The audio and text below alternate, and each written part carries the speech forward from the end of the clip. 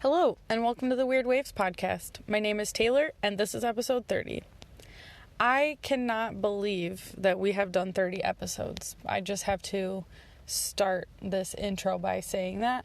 It is so crazy. It's so many interesting people we've talked to, and I just want to thank each and every one of you for listening, liking, sharing with your friends this podcast. We started this only about 5 months ago, and it has just turned into such an awesome thing. So if you are listening and loving it, thank you. I hope you will continue to listen and love it for 30 more and maybe 30,000 more. Who knows what's in store for the podcast. But on this week's episode, we are talking to Haynes Kent. He is from Whitsurf out of Toronto. This was a very, very highly requested interview from all of our Toronto people out there. So we finally got to talk with him. And this is right around the time that he announced he would be putting a pause on his business. It is a really great interview. He goes in depth about his story, how he started the company, kind of his journey through life to get where he is now. And he really goes into detail about why he's taking a break. So I really hope that you guys enjoy this week's episode. We'll roll with this then. Yeah, we'll try it. So far, so good. I like your poster back there. Is that signed? Oh, yeah. I got to meet him quite a few times when I was working in Costa Rica. So that's awesome. I had to get one. Yeah, that's like the classic. Where I lived, it was really popular as well because I lived in Raglan, and that was like, kind of put it on the map, that spot. For sure. So cool. That's awesome. Yeah. So how's your day going so far? How was your brunch? Yeah, it was all good. It was nice to get to spend some time with Mom. Yeah, no, it was all good. Sorry it's taken so long to try and make this happen, but glad we finally got it going. But that's okay. I'm glad too. It's one of those things. It's like to carve out a chunk of time. Yeah.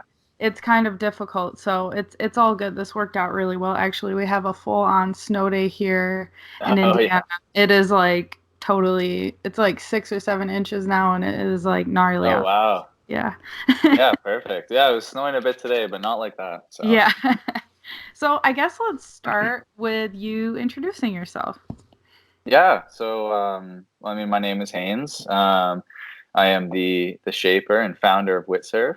And my whole introduction to surfing is kind of similar to most people who grew up in this part of the world. You know, just on vacation at some point and saw a surfboard and just wanted to go for it. I always pretended I was surfing as a kid. Like when I don't remember, I used to like run around at my grandma's house and like grab cutting boards and stuff like that and jump on it and pretend I was surfing. So I guess I was getting some practice in then, but first time surfing, I was in Hawaii with the family. And after that, just tried to find anything, to mimic surfing and stuff like that. And eventually I was like, nah, nothing's going to cut it. I just got to make this what I do. And that kind of led to the rest of my decisions in life. And then here we are. How old were you when you started surfing? The first time that I surfed I was 11, but I didn't really like kind of start like surfing, more than just like that one time a year until I was 13 or 14, probably 14, I think. And then after that, it became, whenever I possibly could. And so when you were 14, you started surfing on the lake as well, or? No, so I actually, my dad was a huge windsurfer, and now he's into kiteboarding, and so he and my mom went on just a little getaway one time, and they went to a place in the Dominican called Cabarete, and it's just world known for having great wind conditions for windsurfing and kiting and stuff like that, and they fell in love with the place, and it just kind of had what they were looking for. So we actually were super fortunate and were able to like spend a few weeks every couple months. We'd go for a few weeks down there.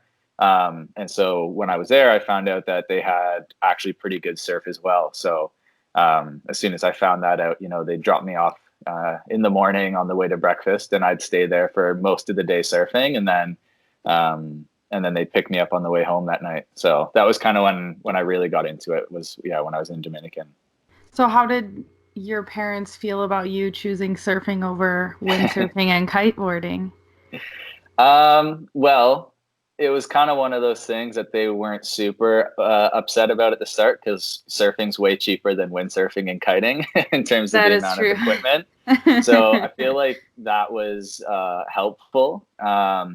But to be honest, they especially my dad thought eventually I would get more into kiteboarding, just because most people there say like, oh, well, if you like surfing, wait until you kite, because then you get to see any wave you want and go into it. Like, you don't have to worry about, paddling for it or, competing for the wave with someone else. So I think that there was assumed that I was going to get more into that eventually, but surfing was always my call. I still do kiteboard as well, but not anywhere near as much as surfing. What is it about surfing that you like better than kiting?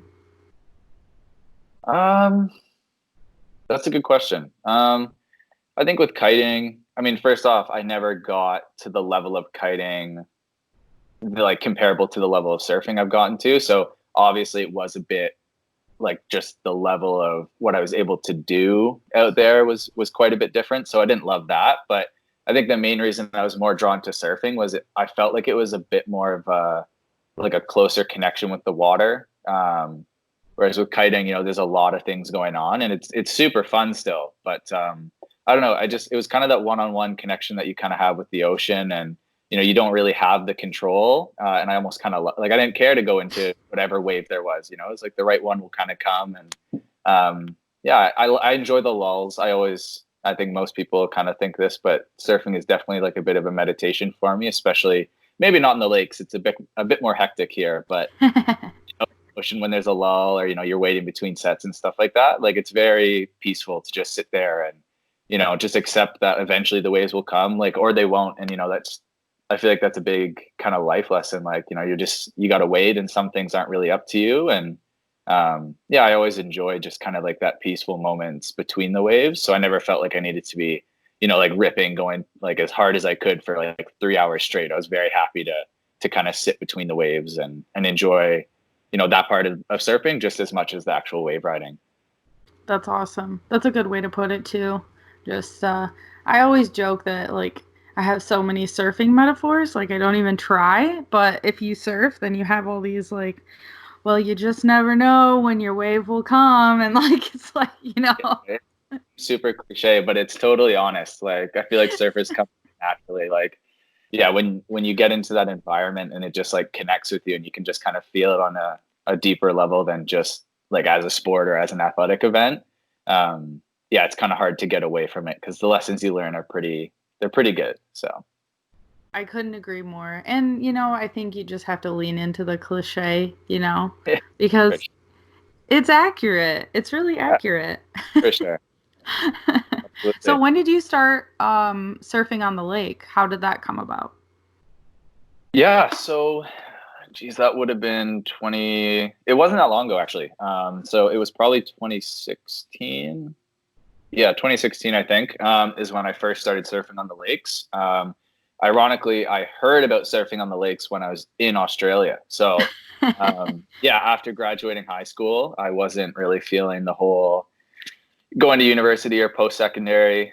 Just wasn't what I was feeling at the time. And I always figured I would go eventually, but I decided I wanted to just kind of give myself some time to surf and travel. And like always just felt, the need to go to Australia for something. And, luckily I got the support of my parents and told me that was okay, because that definitely helped me make the decision to go. And when I was there, obviously I was surfing every day, and I got a message from just a few different people back in Canada that were saying like, oh, hey, like, we see that you're originally from Ontario. When you come back, like, you got to check out the lakes. So I don't know how they found me. Like it was all on Instagram, which I mean, I feel like everyone can find anyone there now, but yeah, that's true. Yeah. So when I first got those messages, I was like, I feel bad now because I know that it's legit, but like, I just ignored them. I was like, what are these guys talking about? Like, little did I know they're letting me in on such an amazing secret, but I just kind of was like, oh, they're probably talking like wake surfing, or, I could see like, okay, maybe like once a year, the wind is enough that, you go on a paddleboard or something. So I didn't take it very seriously. But then when I got back, I was again on Instagram, and on the Explore feed, I started to see a couple like just photos popping up, and it'd be a really nice wave. I'm like, oh, I wonder where that is. Like, I miss surfing. So like I would click on it and be like, Toronto, like that must just be like the airport they're in, like when they posted the photo, or, and so I started to see all these photos kind of popping up, and then I was like, okay, I got to check this out more. I got to see if this is for real. And, so then I just started reaching out. I found that there was like Surf Ontario and Surf the Greats, and I found Larry, and all the crew around here. So eventually I was like, okay, I just started messaging people, introducing myself and finding out, when's a good time to go. How do you try and guess when there's waves? And I got lucky one day, just went for a quick mission to Sandbanks and happened to guess that there were waves correctly, and I had a great session, and that was the start of all of it. It's amazing. And so did you come back from Australia with boards and gear and stuff like that, or did you already have some stuff here? Yeah, so I already had some stuff, just because like in the Dominican, like it's definitely gotten a lot more built up now, but the town that we were staying in was super kind of like locals and like surfer bums only. So gear was a bit tough to come by, especially just specific gear. Like I was younger, so I wasn't like as big as the adults. And so I ended up buying like a $50 board off a guy there who was like, oh yeah, like this board's too small for me. And, it was a piece of shit, but it was my first board, so I loved it so much. So I had some stuff already back in Canada, but when I was in Australia, I definitely kind of splurged a little bit, and every penny I made when I was there went towards, a new set of fins or a new leash. And so I came back with a pretty good quiver, and I was lucky that, the boards that I chose to ride when I was there worked fairly well when I got home. And so it wasn't like I had to start from scratch coming home, which definitely helped. Where were you at in Oz when you were there? So I kind of travel quite a bit. My aunt lives there, so she's up in Cairns. So I flew in to Melbourne, with 2 days in a hostel booked, and that was it. I was with my cousin, so that was nice to kind of have another person to be lost with. But within 2 days, we said, all right, we got 2 days to go out and, find our mode of transportation. And in 2 days, we bought a car, loaded our stuff up, and we were just driving kind of nonstop. We did get held up in Byron for a few months just because it was tough to leave that place. Byron Bay is absolutely gorgeous. So that was definitely where we were for the longest. But then other than that, it was just driving up and down and this way and that way, and, sleeping in hammocks in the back of our car. So were you working, it was pretty or just so we didn't have any like official work ever. We did a lot of just random odd stuff, and we did work for one guy for about, I don't know, maybe 2 months. He owned a farm and a juice bar in Byron Bay. And so, we just went up to him one day, hey, like, we heard you have a farm. Do you look for any help or anything like that? And, we got lucky that he had just had a couple people leave like a few days earlier. And, our job was pretty weird with him. I don't know. He was a bit nuts, it just made the story more fun. But we would just do random stuff. Like some days he'd have us like picking bananas, and then the next day we'd be like cleaning his house. And it wasn't pretty, but it gave us a free place to live in Byron Bay. So we weren't getting paid for that, but it got us some room and board. So it was pretty ideal. It was like woofing, right? Yeah, basically. Yeah. I feel like those arrangements can get a little bit weird sometimes. Yeah. Well, I mean, it's just so unofficial. Like, we had the right visas where we were allowed to get paid and stuff like that. But I feel like most of the time they're just so used to like under the table kind of stuff that it's like, you can't really say no because you need a job. So you'll do whatever. But no, it worked out. It was awesome. Like it was, cool. Again, it added to the story. So yeah, that's awesome. How long in total were you there, like in Australia? Yeah, I was there for, I think it was just over 8 months. So not as long as I was hoping to be there for, but definitely was there long enough to appreciate it all. And I did jump over to New Zealand for about 3 weeks, which was also not long enough, but I don't know. I'm going back. I plan on going back, so it's not going anywhere. Yeah, it'll always be there. That's for sure. I mean, just the opportunity to be able to go is like so special.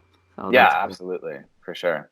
And so when you came back, was that when you were able to were you figuring things out like while you were in Australia for surfing on the lake? Mm-hmm. So you came back from Australia and you were like, I'm going to try and surf, or how did that work? Yeah. So when I was in Australia, again, had no intention of ever surfing on the lakes. I didn't buy it. So I actually came home because I was planning on going to school. I wanted to be a teacher. So I was applying for schools when I was in Australia. I felt like, I'm so happy with the traveling I got. I felt so lucky. But I still wanted to go to school. I wanted to be a teacher pretty bad. So was applying to go to different places, got into, the school I wanted. So I was like, okay, great. Like, I'm so sad to be leaving here, but I'm so excited. And I played rugby in high school. So I also was going to be playing rugby at the school. So had good stuff to look forward to. And when I got back, there actually was a mix-up in the administration at the school, and I never really got the full story from them about what happened. But I got the acceptance letter because I was a mature student and I wasn't coming out of high school. I wasn't supposed to be getting my acceptance until after all of them had been given to the high school students. Yeah, so I don't know what happened, and it could be a complete lie. I have no idea what really happened, but this is the story I was told. So basically they had to take back my acceptance because they were already full. And I went to a few different meetings in front of different people, and I had to, get all dressed up wearing a suit and kind of fight for my spot in the school. And unfortunately I didn't win that battle. And so I was pretty devastated after that. And I had no idea what I was going to do. Like, I had just traveled, so I was, looking to go and do something more serious. And, after about a week of trying to contemplate what the hell I was doing next, I was like, you know what, screw it. I'm just going to shape a surfboard. Just that'll get me through another week or a couple of weeks trying to figure that out. And then I'll figure my life out from there. And, that was around that time is when I was, sitting in my room going through Instagram because that was all I had to do. And then I found the photos in the lakes and it all kind of snowballed from there. So, that was when I was like, okay, well, I see they're surfing. Let's go give it a try. Let's see how legit this is. And, after finding out how serious it was, I wonder if these guys could use a shaper. Like, I wonder if that's something that, is that already here? Like, do I not even know that, my neighbor is doing it or, whatever. So it all kind of slowly morphed into finding out about the surfing and all that stuff. So no regrets. I'm happy I didn't get into school. Man, it's weird how all that stuff works out, isn't it? Yeah. Oh yeah, absolutely. You can't plan life. It's going to happen. That's incredible. What an interesting thing. Why do they put priority on high school students? Do you know why? I have no idea. Again, unfortunately, I don't even know how real that story was. It was kind of one of those things that happened. I was 18 turning 19 and I was like, I can't argue with these people. Like, I don't know how to find out what the real story is. And it was kind of like, once it all happened, I just was like, okay, I'm going to put it behind me because I just, I'll apply next year. Everything will be fine. Like, the only sad part was like, yeah, like you had the grades, you could be in. And I'm like, so just let me in. Like, why, like, what's the next person going to do? And like, well, if we let you in, we have to let everyone else in. And I'm like, come on. Like, it's one person. But again, things definitely happen for a reason. I'm a big believer of that. And I couldn't be more happy with where my life is at now. So I'm glad that whatever happened, because as much fun as I think I would have had teaching and everything, it wouldn't have put me in contact with the people that I know now, and people who have definitely impacted my life in tremendous ways. And so I'm very appreciative for all of that, for sure. What was your first board like? My first board, like first board I made or the first board that I owned? Well, both, I guess. Yeah. Well, the board I owned was a Channel Island Pod Mod. which is a great first board to own. I love Channel Islands. All of my favorite surfers came from there. And before I started making boards for myself, I was definitely a Merrick fan. And I don't know, I got to know the guys in Australia. So those were my guys. So that was the first board. First board I ever made. When I went to start making boards, I was like, okay, well, I know that there's a foam core. I know you got the wood stringer down the middle. Like I knew enough about design that like I kind of thought I could pick out my materials. So I went to Home Depot and was like, oh, I'll just buy some foam and buy some wood and do all that. And it was actually someone at Home Depot where I was talking about what I was planning on doing. And I told them, oh yeah, like, I'm going to be using polyester resin. And, he was the first person to tell me that I was a bit crazy. So luckily he kind of saved me the money of not buying that foam because it wouldn't have worked. And after I started kind of running into a lot of walls, I just finally searched, like, does anyone teach how to do this? Like, is there a school I can go to? And I didn't find anything like that, but I did find someone who was willing to apprentice me in New Jersey, actually. So, where? Where was it? Totowa. I don't know if I'm pronouncing that correctly. Toa. It's like Totwa was where I was. Okay. Yeah. I have no idea where that is. I'll look it up on a map. Yeah. So what is the closest town to that? I was pretty close to New York City. Oh, okay. So it was in New Jersey, but it was like kind of right at the border there. So, I was very close to New York though. But yeah, so I just found a guy who was making boards, and I reached out to him and said like, hey, like I'm interested in doing this up in Canada. At that time I had no plan of making it, a full business. It was just kind of, I'm interested in learning how to do it. So can I come like help out? Like if I buy a board from you, can I be a part of the process kind of? And he agreed that if I bought a board from him, which is like $600 or something, that, then he'd let me build it with him. And so the first board I made was actually not bad because I did it with someone. But I mean, he definitely taught me a lot and helped me out. And he actually is who I ended up going to apprentice with, where I made like the next 12 boards of mine. Just because I went back and, that time I purchased all the material myself and kind of said like, okay, so if I shape it like myself, will you, give me some tips and help me clean a few things up? And so he was the one who kind of kickstarted my shaping career. And yeah, that was when it was under the name Freedom Co. So that was the first company name. And that was just kind of, I don't know, pulled out of nowhere. I was like, oh, I should probably have a name on these boards. Like, I don't want them to be blank. So yeah, like surfing makes me feel free. Let's go with that. And so yeah, that was where it all started there. And yeah, first board wasn't bad. It was a 5'11" rounded pin Bonzer board, which apparently was not the easiest one to make for your first go, but I went for it. That's so interesting. So would you live in New Jersey for an extended amount of time while you were shaping these boards with this guy? Yeah. So I did live there for about, like when I did the long haul where I did the first one and then I went back and made another 10 or 11 of them. Like all at once. And so when I did that, I was like, the first time I was just in an Airbnb, and then the next one I found like a bit of an extended stay kind of place. So, and I brought my dog with me, so I wasn't alone. And then did you like drive with all the boards back, or did you ship them, or? No, I drove them back. I had like 3 board bags on the roof and packed everything in the back of the car, and made it all fit somehow. That's so funny. How was that going through customs?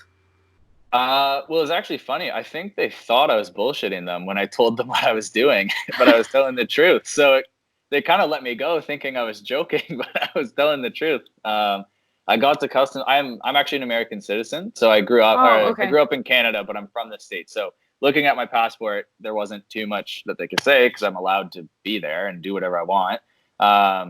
But yeah, he asked like, so like, what were you doing? I was like, oh, I was in New Jersey. I'm making surfboards for surfing on the Great Lakes. And he was like, oh, that's funny. And I was like, okay, sure. Like, I guess it's a bit funny. I'm telling the truth. And He's like, so like, what's your profession? I was like, oh, well, I just started a company. I manufacture surfboards. He's like, no, but like, what's your job? I'm like, I manufacture surfboards. He goes like, no, but like, how do you survive? How do you get paid? I was like, I'm unemployed. And he's like, okay, you can go. So he wanted to hear me say I didn't have a job, and then he let me go with all my new boards, and hey, whatever. I mean, I'm sure he went home laughing about it. So That's so I asked that question because we had a similar thing when we were going up to when I was crossing from Detroit to go to Toronto. Yeah. Had boards, and it was kind of the same story. It was like, ask all these questions, and he's like, what's up with that? You know? Yeah. And I'm like, with what? What's on your roof? And we're like, oh, we're going to Toronto to surf. And the guy was like, what? Oh yeah. No, it's a fun conversation to talk to someone where it's a short amount of time. You don't have time to explain it, but it's like, here's what it is. And it is fun to see the expression on people's face. That's a good one. How did you come up with your new name? Yeah, so Whitsurf is so I decided to change the name when I came to Toronto. So I was making some boards in Kingston with Freedom Co. And I mean, rent in Kingston was great. It was very cheap compared to Toronto, but I mean, it doesn't matter how cheap it is when no one's buying. So I decided, I was chatting with Surf the Greats, like talking to you guys, would it be something you're interested in having a shaper in Toronto? Like, do you think that there's enough clientele there to make it work? Like, I knew how expensive it was, but it's always about risk and reward, I guess. And after quite a few conversations with some people in the community here, I was like, okay, like I think this could work. Like, it's worth trying. And but when I came, I realized through the help of some other people that changing the name was probably going to be a good call, because I got about 4 calls a day from people looking for Freedom Mobile. So it was a fun name. I liked it. I loved my logo with it, but it was just, that word was just too like oversaturated. So, if I was ever going to pay for marketing or advertisements, anything like that, like it was going to be so much money to have mine show up above, these other people. So it was definitely a good lesson to learn. That came from my naive, young brain, not knowing anything about business and stuff like that. So definitely was a good learning, because like, oh yeah, fuck, I never even thought about that. So yeah, that was good. And so Whitsurf came, basically I just started talking about, my life and, what are some, phrases or words that continue to pop up throughout my story. And, we were thinking like, well, my last name is Kent, so like Kent shapes or something. But then we were worried that would be like a bit of a negative connotation with like can't shape. And I don't know, just, all those little things that I'm now like over analyzing and overthinking. And so the name Whitney kept on coming up. And so Whitney is a family name from my grandma's side. And actually when it was just my mom and I, she was working like 3 different jobs. And one of her jobs was running a bed and breakfast, and the bed and breakfast was just our house, and we called it the Whitney Manor, which was a bit of an ode to her parents and to her grandparents, who were the Whitneys. So when it was just the 2 of us, I was like 3 years old, working, the official employee of the Whitney Manor. And, when guests would come, I would like try and carry their bags up the stairs for them. And like, I thought I was like the big man of the house, like carrying the bags. And like, I had no idea that they were carrying them from behind. I thought it was me doing it. And, it just from like a young age, it definitely taught me a bit of like pride and responsibility when it comes to, where you're living and what you do. And, you do everything, to the best of your ability.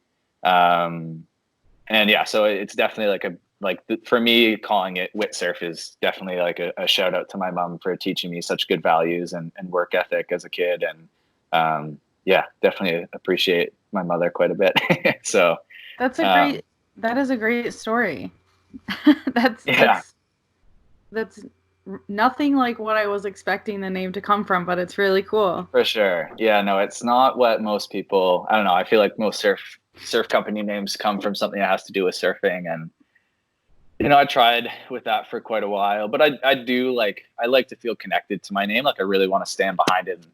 And, a good name's a good name. Like that's awesome. And I'd be lying if I said, getting to Whitsurf, like that was because of marketing. Cause, a 4-letter word is money. So, Whit was just the shortened of Whitney, and I happened to look good, and I was okay with that. So we just kind of moved on from there, and it was Whitsurf ever since.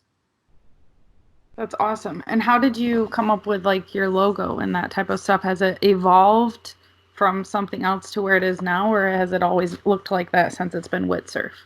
Yeah, so that was the original design. So when I was at Surf, when I came to Toronto, my original space was in Surf the Greats, and with Antonio there, he's really great at design and coming up with logos and fonts and stuff. So him and I kind of bounce ideas back and forth, and he helped me out creating that, and I gave him a board, so it was a pretty good return for both of us. And so he kind of helped me come up with the original design. It hasn't changed since then. I mean, we've adapted it in a few ways. Instead of always having the box with the line, sometimes it's just the letters without that, or sometimes it's just the box without the letters. So, we've taken pieces of it, but for the most part, it's been the same the whole time. That's cool. Mm-hmm. And what was your first space like? Yeah, so the first space in Toronto, or all together? Let's just start with all together. Yeah, okay. So, first space in Kingston was great. It was, I had one of my dad's friends owned a big kind of warehouse industrial building in Kingston, and had like a front office that was kind of, just up for rent. And it was like $500 for I don't even know, it's probably close to 1,000 square feet. It was crazy. Wow. So $500 a month. I was like, okay, I'm all over that. So my first space was like a dream. I had like my shaping bay. I had a separate glassing bay. I had like a fin installation room. I had an artwork room. It was amazing. It was so awesome. Definitely was really easy to get stuff done. Everything flowed super nicely. But again, as great as the price in the space was, there just wasn't a market in Kingston. And, the idea of bringing boards to Toronto all the time and trying to get my name out there without being there, it was very difficult. So, I decided, Toronto was the right move. And so when I came to Toronto, obviously rent is very different than Kingston. So my first space was just one room. That was, what was it? It was like 14 by 10 maybe, or kind of like in around there. So a lot less space, but you got to do. And it was really great for a while. It was amazing being in Surf the Greats and, helping kind of get my name out there. And without being there, I definitely wouldn't have had the opportunity to move on to a bigger space and kind of have more production, which is great. So at that space, it was one room where I'd shape a couple boards and have to do a deep clean so there's no dust, and then lay down the tarp and then glass a few boards. So the process was frustrating trying to get as much done as I could, because it wasn't very efficient. So it was definitely worth being there. But as soon as production started to get more heavy and things had to happen quicker and all that kind of stuff, I definitely, for the quality I wanted to be putting out, I felt like I needed to get a bigger space, because there was just so many unnecessary, blemishes in boards, where it'd be like, oh my God, there's dust or dirt in this part of the board. And, if I had a proper space, that wouldn't happen because it'd be cleaner and all that kind of stuff. So that was what led me to the decision to move on to the new space. In the new space, I've got separate shaping bay and sanding bay. So the dirty space, and then the clean space with glassing, and I guess a different kind of dirty, but way more space. And it's been a great, the quality has improved since then. So that's always good. And what is your chain, or your what is your process? How does it work? Yeah. So, it always just starts with the idea of the customer, whoever, what they want.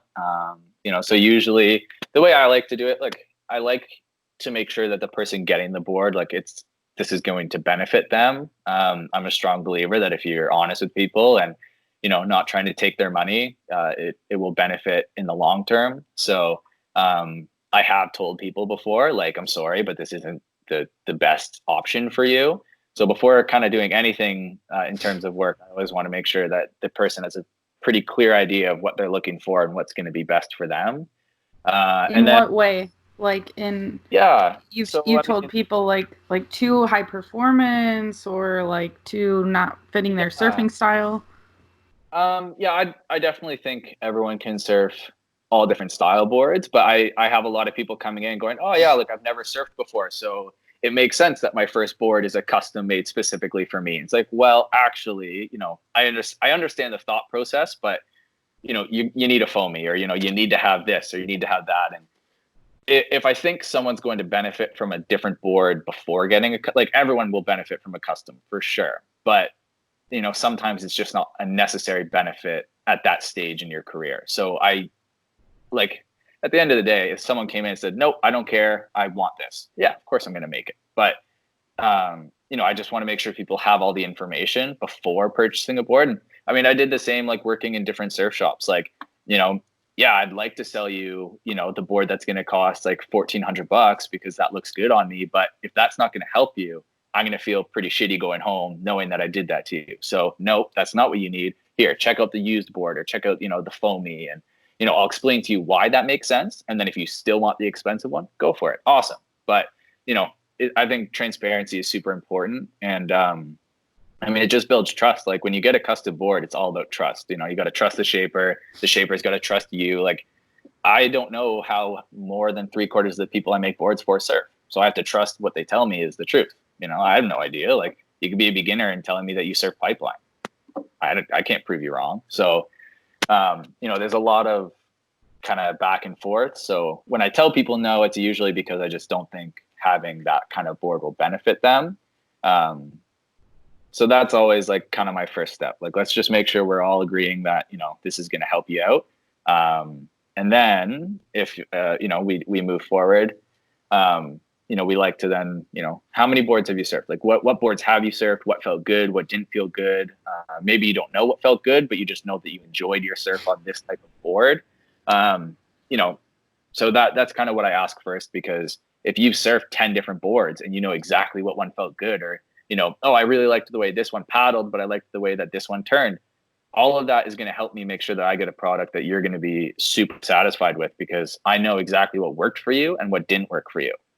So that's really important. It is hard to make a custom board for someone when, they don't necessarily know what works because they haven't done it enough.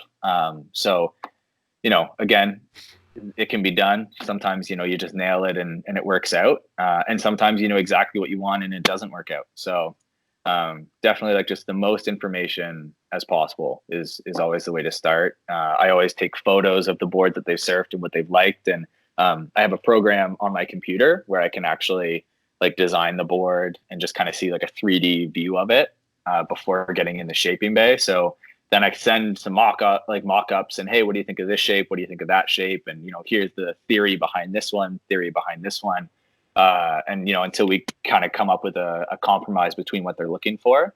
And yeah, then it's straight into the shaping bay. And yeah, that's where the fun starts. The shaping bay is all, that's where you shape the foam. So I buy my foam from Arctic Foam, and they're a company out of California. In my opinion, they're the best quality foam out there. So that's why I've always gone with them. It's expensive to order from the States, but if someone in Canada starts making them and I like the quality, I will always do that. But I believe the quality of your material will reflect in the quality of your board, of course. So I always try to go with the top quality there. And yeah. So then I shape the board, the hand shape is what I do. I don't like to use any CNC machine or anything. At least just not right now. Once you dial in models and you start cranking out boards for a bunch of people, it helps. But pretty much everything I do is custom anyways. So I don't have stock boards. I don't need to make 100 of the exact same thing. And if I did, I could still do it. It would just take me a lot longer. Yeah. So shaping, people have started to want to be more involved with shaping, which I'm really happy with. So I've started to have a couple of people come into the shaping bay with me if they want to, when they're getting a board, because if you're in there with me, I can explain to you what I'm doing. Oh, this is why your rail is going to feel like this. And all of that understanding just helps you appreciate and understand what the board is supposed to do under your feet. So I've been really happy that people are starting to take more interest in the shaping part of the process rather than just like the board pickup. And yeah, once we have it all shaped, and cleaned up like that, That's when you have your core, and it basically looks, exactly the way it's going to look when it's glassed. Then you bring it over to the glassing bay, and that's when, you lay down your fiberglass cloth and pour your resin, and it's all pretty quick once you get to that point. Yeah. And that's how you make a board. And do you keep track of like models that you like to have like a signature model, or how does that work? Yeah. So, I mean, the nice thing about shaping in Toronto is I have so many people who are incredible surfers that let me take the chance of making them boards and doing stuff. Like if I was anywhere else in the world, like if I was California or Hawaii, all the really good surfers, they've got companies sponsoring them. And, they don't want to necessarily go to someone who's in the beginning stages of their career, because they've got someone who's extremely experienced pumping out models that they know are going to work. So in Toronto, it's amazing that I get to work with surfers who are super, super talented and understand board design really, really well, because they're from different places around the world. Like, Larry's from Peru, and he has surfed for tons of different shapers, and he's got incredible knowledge. And I get to work with Larry, and that's amazing. He helps me become a better shaper, because when I make him a board, he has the skill level to say, okay, this feels good. This didn't feel good. Next time, tweak this, tweak that. And and I've got a few of those guys here, which is great. So we have come up with a few models because we've tested different versions of it. And once you come up with the idea, you kind of give it a working file name. So it's probably not the release name. And, you just pass it along between everyone so everyone can give their notes, and then you make the next one and the next version and the next version until finally you can't say anything's wrong with it. And then that's when you release it. So we do have a few models out right now. My signature model is the Howler. That's like my bread and butter. That's all that I surf when the waves are kind of anything from, just above waist high to, with the right dimensions, you can surf that thing however big you want. But it's fun making models because you just know it works. Like when you're guessing on customs, it's definitely fun because sometimes you find a magic board, but models are definitely rewarding when, you finally know I can tell anyone to surf this and I know they're going to like it, as long as that's their style of surfing. And do you pick, like, I don't know how to phrase this question, but is there, like, when you're building different models or having different like models, do you have whatever 6 different models and one does this and one does this, or how are you choosing those categories, I guess? I don't. Yeah. I think I know what you're trying to say. Like, are you saying, like, how do I decide at what point am I going to make this board a model? Yes. Sorry, that was worded weird. Yeah, that's okay. No, it's all good. So, basically, when in any like surfing company, there's different pieces of a surfboard that make it unique to something else. So, sometimes it's as simple as the shape. If you look at a longboard and you look at a fish, it's very clear. There's a huge difference. One's 9 feet long, one's 5 feet long, one is wide and short, and the other one's long and skinny. Like sometimes it's as simple as just seeing that, but there's also a lot more technical things that you can't just see. Different measurements and different concaves and the rocker, and so you can tweak a lot of pieces of a board to keep it consistent within one model category, but eventually you get so far off from that original, even though it might look the same to the eye, enough has been changed that it now becomes its own separate model. So usually, most shapers, you start off, you kind of have your 3 boards. You're going to have a short board, and if you're only into shortboarding, then you're going to have 3 different short boards. If you like to surf longboards and fishes, you might have 2 different fishes in a longboard. But you start with usually 3 boards that you make, and they're not really a model. It's just what it is. And then from each one of those 3, as let's say you came to me and said, okay, I really like that fish, but I want it to have a round nose. So instead of pointing, I want it round nose, and I want it to be a pintail. But I like the overall, kind of outline of it, and I like how fast it is. So all of a sudden you've changed enough of the outline that now, well, it doesn't really look like the other board. So I guess this could be considered a new model. Or I could have the exact same outline, but you could say, I want it to be completely flat on the bottom with no concave. Well, concave is a huge part of a specific model. So if you're going to change the concave, it's now a different board, right? So if it's something that ends up working really well, then you can transfer that into 2 separate models. But sometimes what people want to change, it doesn't work, and it's not worth creating a new model. So for me, I have 4 different models, all based off the same one template that I use. And so it's my Howler template. That was always my main shortboard. That was the first model I made where I was like, okay, I'm happy with this. This is great.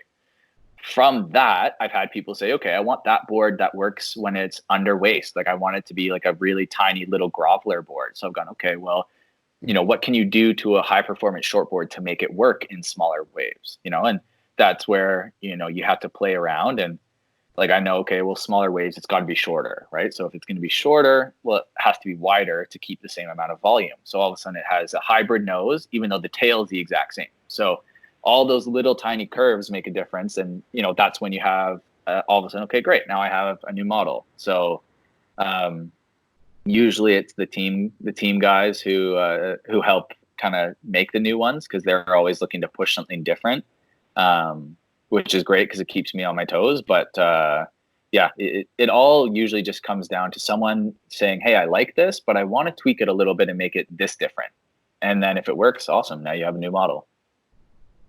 That was a very good explanation to a weirdly, it was so hard to get out what I was trying to say. But I guess because from a consumer's perspective, and maybe it's just me, I feel like it can be a little bit confusing to see, like, okay, the shape to my eye, and I have never had a custom board made for me, so but it, you have 4 short boards, they all look pretty similar, or you have like 3 different they're all 3 different fish boards, and the fin arrangement isn't any different. So why is this one called X, this one's Y, and this one's Z? So that's really helpful.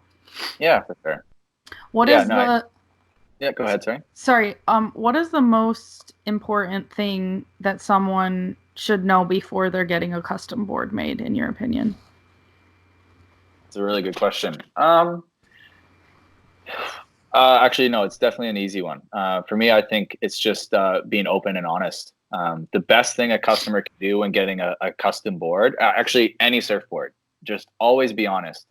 I definitely fell victim to this. I wanted to try and convince the guys in the shop I was better than I was. So I'd come in, I'd talk about the new boards. Oh yeah, this board looks sick. I'm putting it underarm, and I didn't know what I was talking about. Like, I knew it looked good, I knew it felt good, but just like you're saying, like, I didn't know what made it different from that one or different from that one.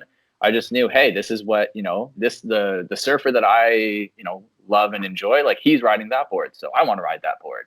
But the best thing you can do when you walk in is just be open and honest. Like, you walk in and you say, hey, I have no idea what I'm talking about, but I want to get a custom board. Awesome. Great. I now know where to start. Right. And the worst thing you can do for yourself is definitely to just pretend like you know more than you do. It's totally okay to come in and try and share your information. Like, I'm not saying to come in and say, okay, you tell me what I need, but just definitely do your best in what you think will help, get across exactly what kind of surfing you're doing currently and where you want to go. Because as long as there's open and honest communication, it becomes way easier to get a product that you're going to be happy with. And that's at the end of the day, when you surf, you just want to be happy, right? You just want to enjoy life. You're out on the water. You just want to be happy. So when you get a board that helps you do that to the next level, amazing. But you can't do that, if you're sinking because you said, oh yeah, like, I'm an expert surfer and I surf 15-foot waves all the time. Okay, well, I'm going to make you a board for that. And if you're surfing 1-foot waves, that board's not going to work and you're going to be unhappy with it. So honesty is definitely, like, just open conversation will always make every board better. That's really good advice. I'm curious about the business aspect of what you're doing, because of course making great boards is amazing, but like you said, you need to have people to buy them. So what is your, I guess, business structure, and how has it been going so far? Yeah. So, I mean, business has been great. I definitely have learned a lot being in Toronto, which I'm very grateful for. I mean, definitely, any big city, really, just business in any big city has a different level of professionalism. And like, I didn't go to school. I didn't go to business school. So I had to learn a lot of stuff through different mentors, just, saying, oh, hey, like you should do this. And I'd be like, oh, wow, like you're saying that casually, but that just changed my entire outlook on everything. So being in Toronto definitely helped learn a bit about business. The thing about having a surfing business in Toronto is there's not really anyone who can help too much there because it's just so different. So a lot of it was trial and error. Even just down to how to advertise your boards. It's taken a lot to try and figure out what works with people. Do people want to see high performance boards? Do they want to see fishes? And a lot of what I figured out is just people just love surfing, and on the Great Lakes especially, like just show the love. I love the crew and the community of the Great Lakes, and definitely like the only reason that I'm still here is because the people have so much pride in this community. And if you want to go buy a board from a factory or from the big brands, go for it. Like that's awesome. I hope that it works for you. But the people who take pride in supporting the locals, like it's super appreciative, and that's definitely why I've been able to survive here. And I think the Great Lake community does have a very strong, close relationship. Because out in the ocean, like you're not an ocean surfer, you're just a surfer. And on the Great Lakes, we are still just surfers, but to everyone else, we're Great Lake surfers. So even though we're still just surfers, they do think of us as differently sometimes. And I think that has created a bit of a closer bond in all of the lakes compared to all of the oceans. Like I know if I'm out in the lineup and I'm talking to someone and someone over here is saying I surf on the lakes and they surf on the lakes, they're going to come over and go, oh my God, like what lake do you surf on? That's awesome. And we're going to have a great conversation and grab a beer after. If I heard someone in the lineup saying they surf, I'd be like, okay, well, we're clearly all surfing, So it's just, I feel like there is a bit of a different level of support in the Great Lakes. And I mean, I'd be lying if I didn't say I was surprised that this was working. Like, who would think a Shaper in Toronto would make any sense? I'm still not convinced, but I mean, I love it here. And I'm so grateful that people have been open to the idea of custom surfboards and, believing in the benefits. And when I tell them, yeah, like, I think that this could really help you, they trust me, right? That comes back to the whole trust thing. Like, I feel like the trust that the people have here with me, I can't say thank you enough to that. I mean, it's been the only reason that I've survived here is just because people trust what I'm doing, and I trust them too, like I trust that I'll be able to pay the rent at the end of the month. And, you find ways to make it work. Some months are harder than others, but at the end of the day, like no complaints. I'm shaping surfboards and I get to live the life I want to live. So I couldn't be happier and with just how things have worked out. That's incredible. Are you also repairing boards, or are you mainly just shaping custom boards? Yeah, so I was repairing boards way more at the start, like in Toronto, just because there was such a higher demand for repairs than custom boards. And you got to pay the money, you got to pay the rent, right? So at the start, I was doing more custom boards, more repairs. But as customs became more and more popular, I still will do a repair, but I usually will refer people to Larry instead, just because I know that, like, Larry is so passionate about repairs and everything. And I still, I'll do repairs, but if I am deciding between doing a repair versus a custom board, I'm going to do the board. So again, the community is the reason I'm not doing it as much, because they're supporting me by buying custom boards. And that's way more, obviously that's my passion. My passion is surfboards, and part of that is repair, but a larger part of that is creating the whole board itself. So I can do repairs. I still enjoy doing the repairs, but definitely doing customs is way, way more what I'm doing right now. I might get like one repair a month kind of thing. And yeah, so. What is your ideal conditions for surfing personally? Ooh. Like the best day ever would be. Well, I mean, I feel like most surfers have a very similar answer. I just, get barreled. No, I mean, surfing on the lakes and stuff like that. I feel like my ideal conditions out here is just being able to do a turn at least, just to have the conditions good enough that I can do more than a big heavy drop. And I don't know. I actually haven't thought about that before, especially being on the lake, because I feel like you just don't want to take anything for granted. Every day that you're out on the water is a good day. And I guess if I had to pick, I mean, obviously I'd take an offshore clean, head high day any day. I'll take that always. So actually, although if that was out there all the time, I wouldn't be getting much work done. So maybe it's a good thing we don't get that. That is true. And what is your board of choice? You said it's a Howler, your own shape? Yeah, right now my favorite board I'm on is my Howler. I don't know. I started to move away from high performance boards a little bit a few years ago. I just kind of was like getting a bit down because I was looking at what all the crazy people around the world are doing. I was like, I can never do that. Like, I'm never going to be that good. I got a bit too in my head about it and kind of forgot about just the pure enjoyment of surfing. And whatever style makes you happy, do it. Like, don't worry what other people are doing in whatever that style is. Just be happy out there. And so I did start to move more towards fishes and longboards, and I'm so glad I did, because it definitely reconnected me with the more soulful part of surfing, and that's something that no one should ever forget about. But I've definitely moved back into the high performance, and yeah, I've been having way too much fun back on my board since rediscovering that passion. I feel like it's something that everybody goes through a little bit, whether you stick with high performance or you kind of go back and forth. I think you start to progress a certain amount, and then you either like stagnate for whatever reason, or you are just switching up boards too much. And yeah, for sure, I think everybody should spend some time on a log. I think it helps everyone. 100%. Get some soul back in your life, right? Yeah. Well, I think it's just, sure. I feel like everybody that I've talked to, whenever they get on a log, they're like, yeah, it's different. Yeah. Like, it's just, I'm a huge log advocate. Oh my God.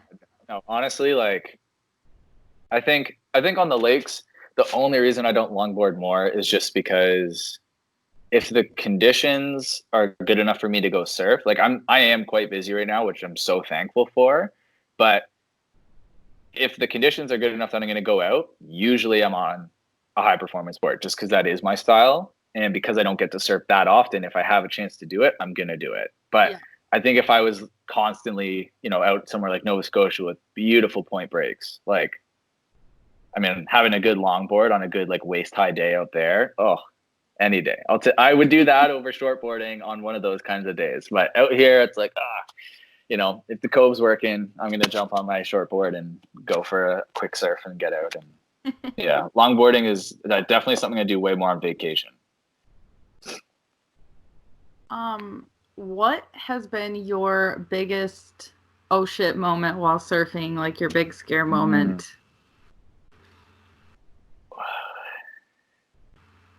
I think my biggest oh shit moment was when I broke my first board, and it had nothing to do with like, oh shit, I'm gonna die. It was, I remember. So it was the first time I surfed on my first hand-shaped board, and I was so excited. I was like, oh my God, I'm gonna take out this board, and I'm so excited for it. And took it out, and I was a complete idiot and didn't try and even for a second look out at the lineup and see, okay, where's the best way to go? Like, how do we get in? It was my first time surfing a new spot. So I was like, oh, I just got to go. I got to go. And got in and just got absolutely worked right away. And it was like, you kind of had to jump off this cliff and make it past before kind of getting washed back into them.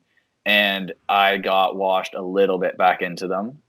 Just, I don't know. I was like, oh, I got to go. I just ran and jumped in without thinking.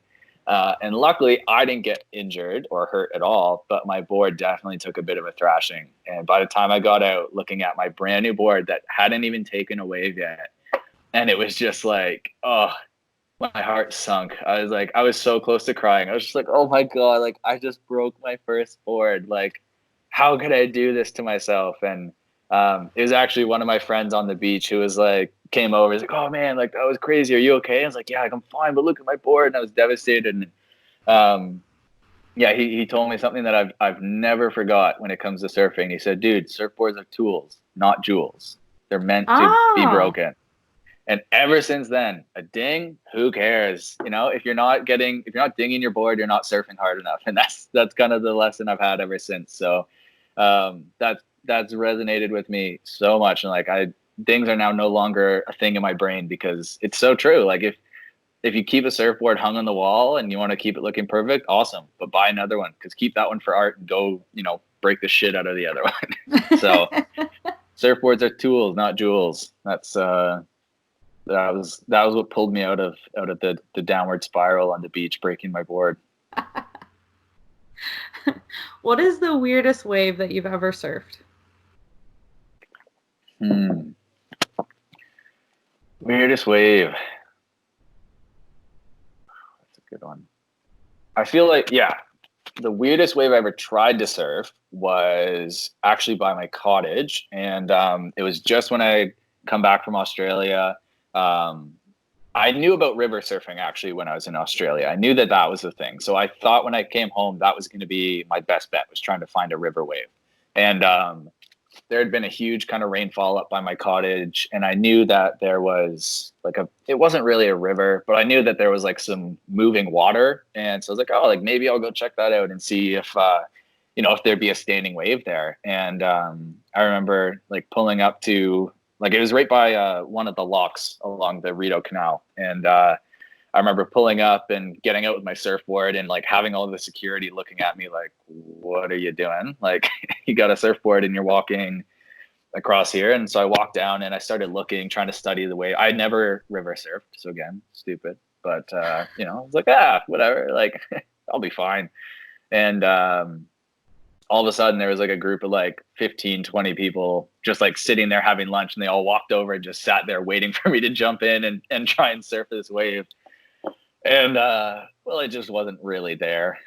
So I just kind of jumped in and just like went down and tried for like probably an hour. And the closest I got was like, I kept in it for maybe 5 seconds just on my stomach. And it wasn't that weird, but it was just a weird situation with all the people watching. And I had people like cheering for me when I jump in, and I was like getting all hype off of that. And I don't know, it made no sense, but I went for it.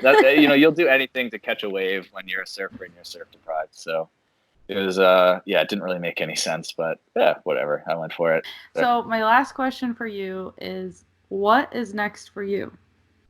Yeah, so very exciting. I actually just did a post on Instagram about 2 days ago announcing that Whitsurf is taking a temporary pause. So basically, things have been so great in Toronto, but I'm getting to the point in my shaping and board building career that I feel like I'm ready to start pumping out better quality, and quality is always my main concern. And as soon as I think there's something I can do to improve that quality, I'm always going to do it. And I made the decision. So actually my girlfriend has been working with me, which has been amazing. And so the two of us decided that, before we move on to our next steps in business and trying to, basically just start making it more and more official and trying to get this going as our full-time. I mean, it is my full-time job now, but, making it something that's going to be sustainable and everything. I decided that I want to work just for a little bit longer on my technique and on my craft with some other professionals. And so we made the decision that, we're just going to pause for an undecided amount of time, but definitely not for too long before coming back. And I'm planning on going to Australia actually, and heading back there. And I'm going to try and work with a couple of glassing companies and just really dial in, my craft in that side of the business. And hopefully when I come back, it'll be 10 times better boards that I'm putting out. So, I mean, like basically, like in our post, we want to make sure that people know like this isn't like a closing. Like, we're doing very well. We're super happy. Definitely don't want people to think we're done. Yeah. Like we're simply like, we're getting to the point where our demand is getting high enough that we just want to make sure moving forward, we don't know when the next time we're going to have a slow enough period to do this is. So right now it's getting busy enough, and I'm so grateful for that I want to make sure if we start to move forward and getting more and more business, I just want to be super proud about what I'm putting out. And I do love the boards that I'm putting out right now, but I think you're always kidding yourself if you think there's not room for improvement. And so I think it's important for us, while we're still small enough, to go out and take the time to really make sure that, when we start to grow, we feel confident. And I don't want to have to be, just, I think I could save a lot of time with a lot of different things if I did get some more training. The only training I've had with serious glasswork is with someone who didn't speak English. So my entire glassing career and my training on how to glass surfboards came from someone who I couldn't actually communicate with, which worked out very well because somehow I know what to do. So it went better than expected. I'm super excited to take the time to really hone in on that skill. And it's something that, I'm beyond stoked for, because I'm definitely not done with Whitsurf, definitely not done with the community here. But the people in this community are so supportive, and I want to be able to give them back a product that, they don't have to feel like they're supporting me just to support the local guy. Like, I want them to know, like, yeah, we're supporting the local guy, but his shit's just as good. Like, that's kind of the whole dream for this. And again, I'm super lucky that the business has done well enough that we have the opportunity to even do this. And the timing just seemed right, and it was a very scary decision to do it. But in the long run, I think that it's definitely going to serve best for us. Well, I think it's probably, from the consumer side, it's just a testament to your professionalism. I mean, you want to make the best product that you can, so it makes complete sense to go somewhere to work on something to get better, even if you're pausing. I mean, that's really cool.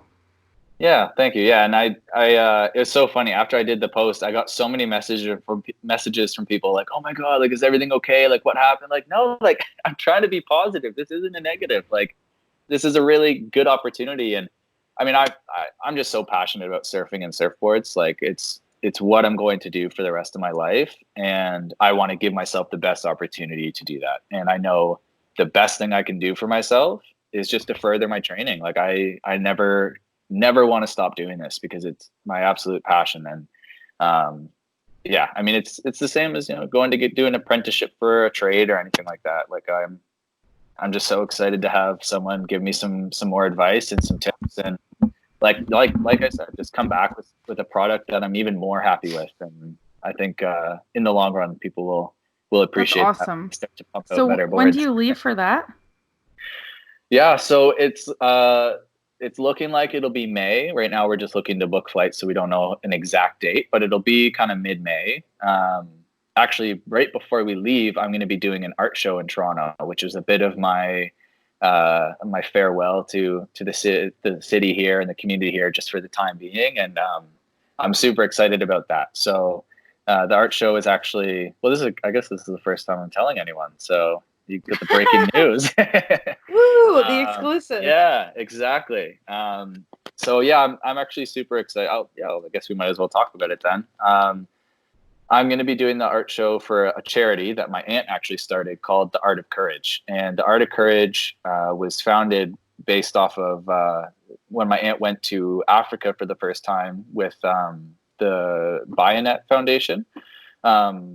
She saw a huge need and just a huge community of people that were needing. Obviously it's a different kind of country there, and so she went back a few times just on her own to see like what she could do to help. I mean, she's a painter herself, so an artist, so it's not like she has millions of dollars to pour into a charity, but she thought, what can I do, using art as her passion? What can I do through my art to raise awareness and raise money?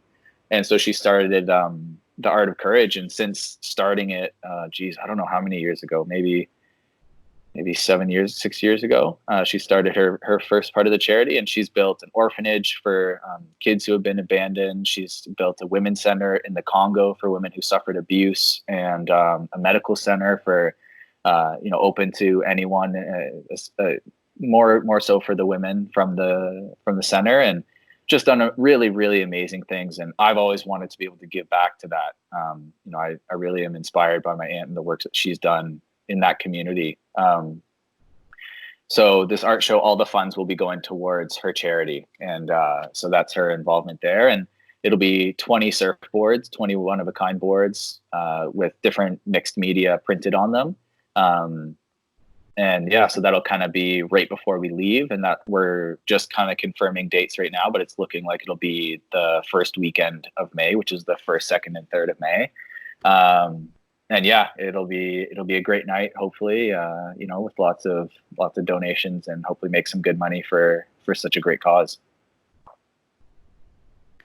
That's awesome. That is so awesome. Well, thank you so much for talking to me today. This has been so fun. Yeah, thanks so much. And that was episode 30.